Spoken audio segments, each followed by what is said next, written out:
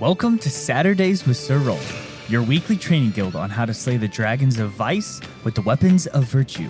Here's your guild master, the author of the 7 Deadly Dragons book series, and faithful knight to the one true light, Sir Rolland Paterlot.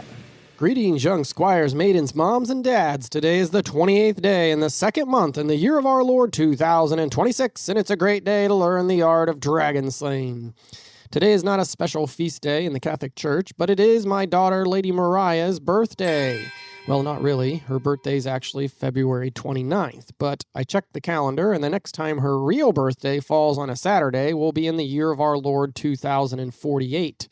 So we will have a special leap day episode in 2048, if I'm still alive and kicking. But for now, happy kind of birthday, Lady Mariah. This week in our Lenten read-along, we've been reading about the orange dragon of envy, that pesky dragon who always tempts us to compare ourselves to other people. Most dragons try to tempt us with some kind of reward, like money or power or pleasure or fame. But the orange dragon offers no reward. Being envious of other people doesn't really make us feel better or look better or gain anything. And yet, we all continue to fall for its deadly lies somehow. We all catch ourselves keeping score, and instead of counting our blessings and sharing them with others, we count our misfortunes and wish them on others. To help combat this wily fiend, we're going to discuss one of the corporal works of mercy and one of the spiritual works of mercy that I think the orange dragon can't stand. So, starting with our corporal work of mercy for today, it's going to be visit the sick. When other people are sick, we can listen to the orange dragon and rejoice that it's not me, and then treat the other person as an outcast and tell them to stay away from me, you sick person. I don't want what you have.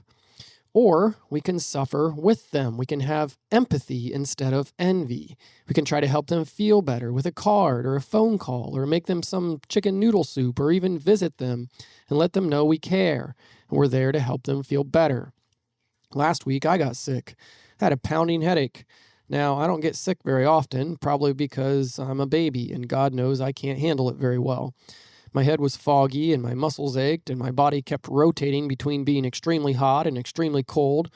Toward the end of the day, I was starting to panic a little. What if this headache never goes away? That would be awful. Thankfully, the next day I felt so much better, and I was so thankful to God for my immune system, and for the first time in a while, I was just grateful for the simple gift of feeling healthy.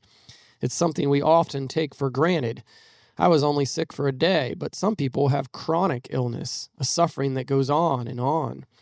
Catching a small glimpse of that made me realize how heroic these people are and how much we should not just count our blessings, but share them with others. When we visit a sick person and try to help relieve their suffering, we are relieving the suffering of Jesus. Perhaps you've read my 7 Deadly Dragons book series, and in book 6, I talked about this corporal work of mercy a lot because my grandpa had to have open heart surgery, and I had to go visit him in the hospital a lot that year. I'm not going to give any spoilers and tell you what happened, but I will say that going to a hospital to visit someone we love can be quite scary. Sometimes we might be tempted to just stay away because it's too hard to see them like that. But visiting my grandpa in the hospital didn't just help my grandpa feel better, it helped me. My grandpa's sense of humor was still fully intact, and I remember how he made me laugh even though I knew he was scared and hurting. When we practice empathy, when we suffer with another person and help them through their trial simply by being there and letting them know that we care and that we're praying for them, it reminds us just how much power and potential we have to make a difference in another person's life. We think we're helping them, but in so many ways, they are helping us by helping us perform the works of mercy. That is one reason I've been so blessed to be an eye doctor who travels to nursing homes. Nursing home residents are often lonely or hurting or sad, but in the midst of their trials, they have blessed me immensely and helped me count my blessings. Rarely can I actually help them see better, but always I have an opportunity to help them feel better just by being there.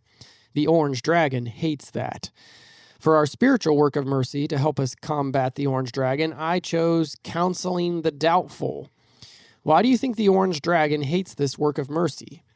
Because when people are struggling with their faith or doubting their self-worth or God's love for them, the orange dragon loves to pounce on us and make us feel superior or better about ourselves because they feel worse about themselves.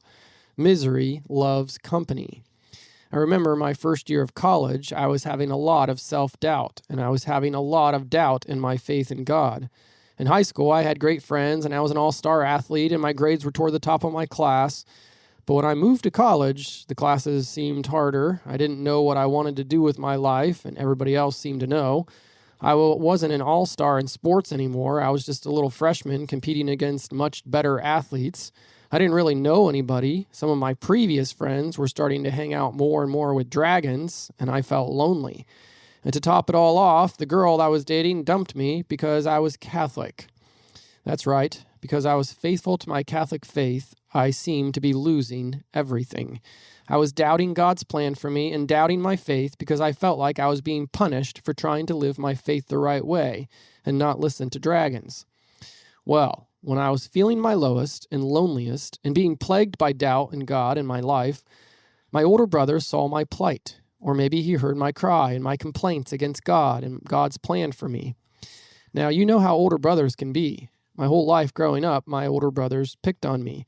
And when they went off to college, they didn't always make the best choices. They befriended a lot of dragons. It would have been easy for my older brother to see his all-star state champion little brother feeling down and defeated and jump on the opportunity to ride that orange dragon of envy and rejoice that I was failing in life. But he didn't. He practiced the spiritual work of mercy, which is counseling the doubtful. He wrote me a letter that I still have to this day. He told me that listening to dragons was something he regretted, and he didn't want me to fall for those same temptations just because it looked like everybody else was having so much more fun and success befriending dragons. He told me to stay strong and persevere in my Catholic faith because it is the greatest faith in the universe and is full of beauty and truth and goodness. He gave me great Catholic resources to read and listen to that would answer my questions and relieve my doubts. He kept me from walking away from my faith when I was most tempted to do so. And because of my older brother, I dove into learning my Catholic faith. I was blown away by the answers I found. I became determined to slay my dragons and train others to slay theirs.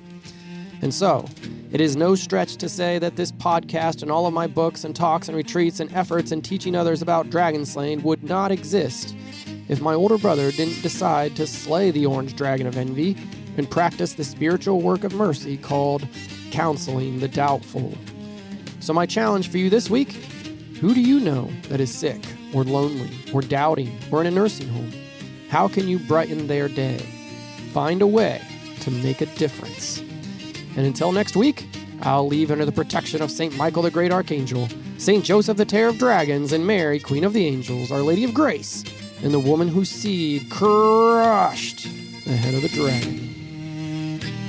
Hey everybody, Sir Topher here. First off, a big happy birthday to Lady Mariah. I hope when we're listening to this podcast, we're in the car heading towards our Dragon Slayers retreat, and I hope, Lady Mariah, you have a big smile on your face.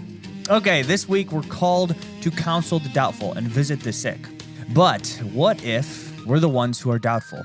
What if we're the ones who feel weak or sick? What if we doubt that someone in our family will ever find God, or that God will provide, or that our suffering will ever end? If I'm being honest, I doubt a lot. Doubt is all around us. Dragons are all around us.